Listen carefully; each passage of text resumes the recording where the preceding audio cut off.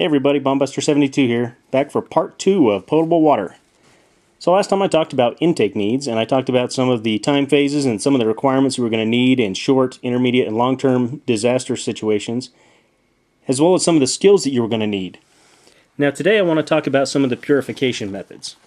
Specifically, I'm going to talk about boiling water, using iodine and chlorine to treat water, and then some filtration issues and some of the limitations and some of the things that filters can do for you.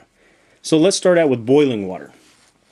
First off, you should always kind of filter water, get the particulates out of it. You don't want any big chunks of anything, and that could just be through a piece of cloth. It really doesn't have to be anything major if you're going to be boiling the water. You just want to get the dirt and any particles out of the water. So once you've done that, you're going to bring the water to a rolling boil and keep it there for 5 minutes. After that's done, you're going to want to cool it off. And then some people don't like the taste of water that's been boiled even after it's cooled off, and you can improve the flavor of the water by aerating it, by pouring it back and forth, or shaking it up in a container, and it will actually improve the taste. Next, we're going to talk about iodine treatment. Now with this comes some warnings. There are some people who have a sensitivity to iodine, and some people with thyroid problems, and also pregnant women, should reconsider using iodine and possibly go with a different method. Now we're talking about a 2% mixture here of iodine, and it's going to take 5 to 10 drops per quart of water, and this is really dependent on the quality of your water source. If it's on the very questionable side, you're going to want to use towards the higher end of this.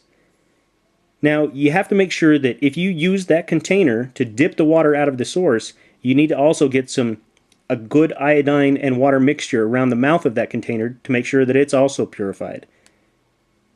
After you've shaken it all up, let it sit for 30 minutes, and it should be good to go. Now, there is one thing that people tend to have a problem with iodine. It doesn't taste very good. This is where a lot of people flavor the water. I'm not a big fan of iodine. I actually don't even keep iodine because I don't like it. I'm not really a big fan of the taste, so I avoid that completely. The next method I'm going to talk about is chlorine treatment. Now, with chlorine, you need to use an unscented, and this is laundry bleach. This is just regular household bleach that you can buy at any grocery store, but it needs to be unscented. It's actually the cheapest stuff, so that's even better. You're going to use 2 to 4 drops per quart of water, and this again is dependent on the quality of the water. If you smell it and it smells a little bit like a swimming pool, you're right on. Okay, you don't want it to be too overpowering, but it smells like a swimming pool, you should be good to go.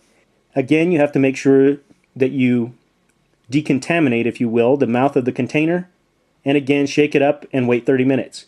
If you don't like the taste of the chlorine, if you let it sit open for a little while, the chlorine will break down and it won't even have that taste anymore. That finally gets us to filtration. Now there's a lot of different types of filters.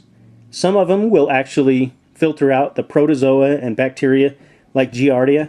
Giardia, let me tell you, that is one thing you definitely want to avoid. One of the symptoms of Giardia is violent diarrhea. Now, I don't think that they would use that word violent if it wasn't so. Trust me, this is not something you want to mess with.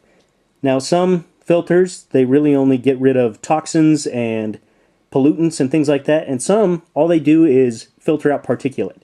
And that's great if you're going to be boiling or treating the water further past that. And finally, if you live near the ocean, you may consider a desalination unit to let you process that salt water into drinkable water. So today we talked about some of the methods for purifying water, which were boiling, iodine and chlorine treatment, and filtration. And I'll talk to you guys again next time. Until then, be safe.